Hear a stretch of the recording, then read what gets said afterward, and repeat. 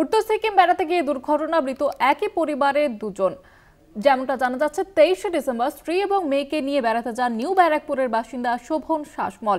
জুলুক থেকে গ্যাংটক যাওয়ার পথে নিয়ন্ত্রণ হারিয়ে খাদে পড়ে যায় গাড়ি। দুর্ঘটনায় মৃত্যু হয় স্ত্রী এবং মেয়ের। আশঙ্কাজনক অবস্থায় গ্যাংটক হাসপাতালে ভর্তি শোভন শাসমল এবং গাড়ির চালক। উত্তর সিকিমে ঘুরতে গিয়ে সেখানে ভয়াবহ দুর্ঘটনার কবলে পড়ে পুরো পরিবার এবং সেখানে দুজনের মৃত্যু হয়। নিয়ন্ত্রণ হারিয়ে খাদে পড়ে গিয়ে মৃত্যু ব্যারাকপুরের বাসিন্দার এবং আপাতত গ্যাংটক হাসপাতালে ভর্তি শোভন শাসমল এবং তার গাড়ির চালক। আশঙ্কাজনক অবস্থায় ভর্তি করা হয়েছে তাদের। আপনাদের জানিয়ে রাখবো, উত্তর সিকিমে ঘুরতে গিয়ে ভয়াবহ দুর্ঘটনার কবলে পুরো পরিবার। একই পরিবারে দুজনের মৃত্যু হয়েছে এবং গ্যাংটক হাসপাতালে ভর্তি শোভন শাসমল এবং গাড়ির চালক। জুলুক থেকে গ্যাংটক যাওয়ার পথে এই ভয়াবহ দুর্ঘটনাটি ঘটে। খাদে পড়ে যায় গাড়ি এবং সেখানে মৃত্যু হয় একই পরিবারের দুজন বাসিন্দার। আমাদের সঙ্গে টেলিফোন লাইনে রয়েছে প্রতিনিধি ভক্তি দে। ভক্তি, কিভাবে এই দুর্ঘটনা ঘটলো, এখনো পর্যন্ত পরিবার সূত্রে কি জানতে পারছো?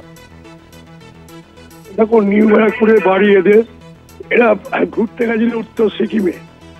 যখন নাকি উত্তর সিকিম ঘুরে বাড়ি হোটেলে ফিরছিল, তখন একই পরিবারের বাচ্চা সহ শাসমল পরিবারের সবাই কিন্তু গাড়িতে ছিলেন জিপে।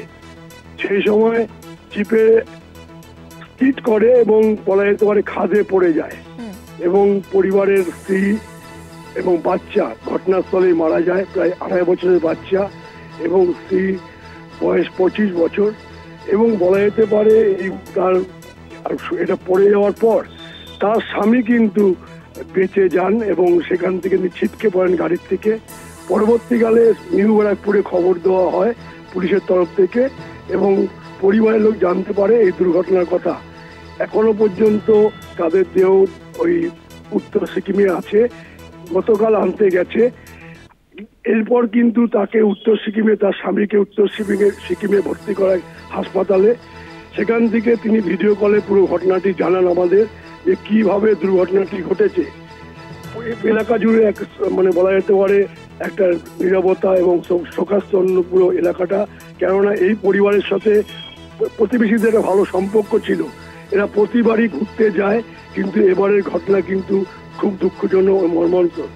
এখন দেখার বিষয় কিভাবে আজকে এই দেহগুলো আনা হয়, সেটাই কিন্তু স্থানীয় পুলিশ উত্তর সিকিমের সঙ্গে যোগাযোগ করে মৃতদেহ আনার জন্য প্রস্তুতি নিচ্ছে।